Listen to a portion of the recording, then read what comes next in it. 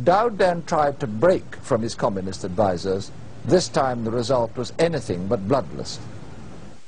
The communists decided they weren't going to lose control, and they did a coup. And Dowd and large numbers of members of his family, many of the people I knew, were massacred in the royal palace.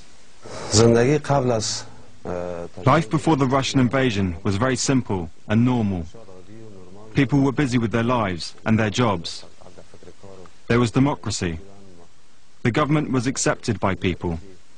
No one had political problems with each other. In December 1979, Afghanistan was to become a battleground of the Cold War, when 80,000 Soviet troops invaded the country to support the unpopular and crumbling communist government. The Red Army arrived, still wearing the laurels of invincibility that they'd won against the Germans in the Second World War. But Afghanistan was to be their Vietnam. They no doubt thought they could sort of expand the boundaries of the Russian Empire. But they made the same mistake that the British had made earlier, and other people were to make later. They didn't realize the resistance and the independence of the Afghan people.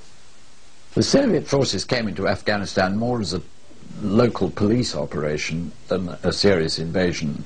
Not only were they not welcome with open arms, they were openly opposed by the entire population, and the one thing that unites Afghanistan is the presence of an enemy, and all the country united against them. And what they had no notion of was that they were in for a huge, huge defeat.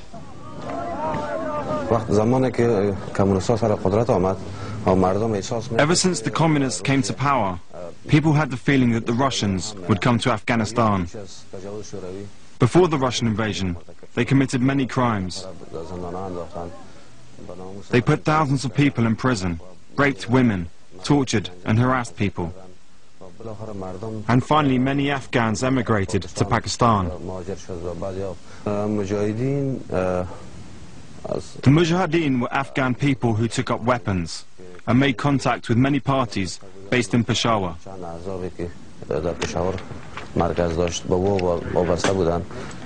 During my first visit to Afghanistan in 1982, Soviet jets and helicopters dominated the skies. Trekking into the Panjshir Valley, I find myself in the midst of a huge Russian offensive, as villages were being bombed daily in an attempt to destroy the Mujahideen.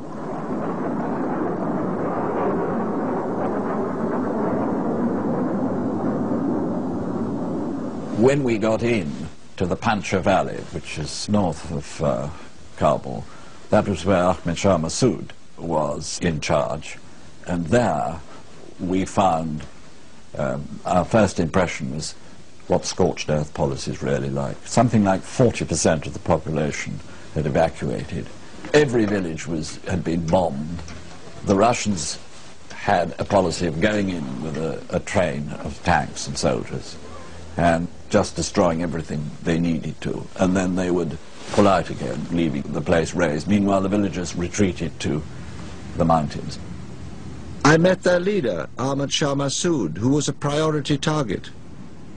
Starting out with only 40 men and a handful of old weapons in the summer of 1979, he'd built up the nucleus of a tough and well-trained guerrilla army.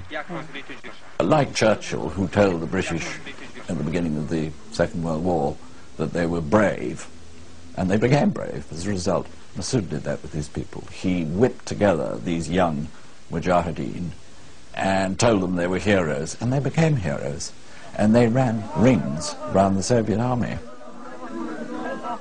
Despite the odds, lack of communications and modern weapons, Massoud was supremely confident. We do not consider victory as the stopping of the fighting. Victory for us means being able to escalate the war against the Russians as much as possible. It's then that the Russians will be prepared to leave Afghanistan, or at least to come to the negotiating table. Massoud, who was a brilliant guerrilla leader, had information of what their movements would be, and always retreated before they came, and then shot down on them, and very often ambushed them and blew up tanks.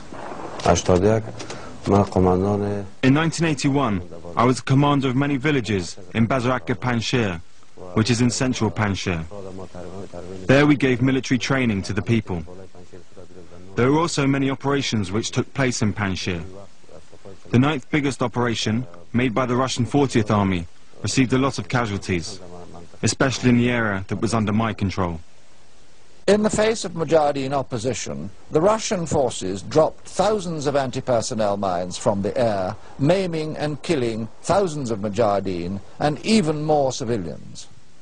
مثلا ما تنها در پنجشیر سالن که منطقه ما بود روسا وقتی که می آمدن On the Salang highway and in Panjshir, which was our area, when the Russians came to the highway, all the roads connected to the highway, or around their army bases, or where they knew our routes were, or anywhere where they felt in danger, they scattered mines. They caused many deaths. I've lost many of my friends. Medical facilities were almost non-existent. The French volunteer doctor we travelled in with was almost certainly the only fully qualified doctor in the whole of the Panjshir Valley that year. We met one of Massoud's commanders, Abdul Wahid, who had had a foot blown off by a Russian mine. Massoud asked if we could help him.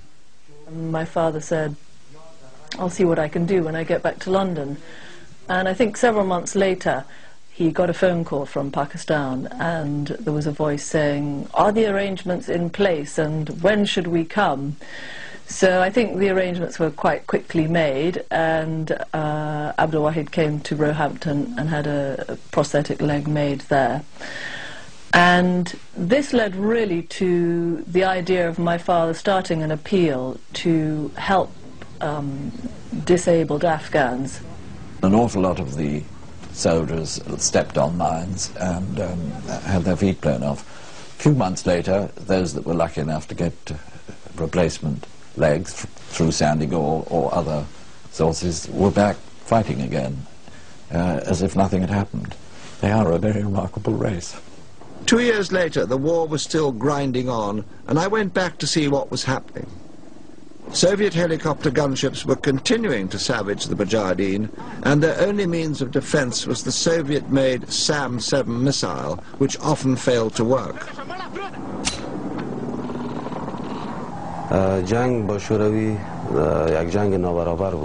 The war with Russia was unfair. On the one side, the people of Afghanistan and the Mujahideen started jihad, our war, with empty hands and old weapons. At that time, the best weapons we had were the Kalashnikov and the RPG-7. We only used these two types of weapons.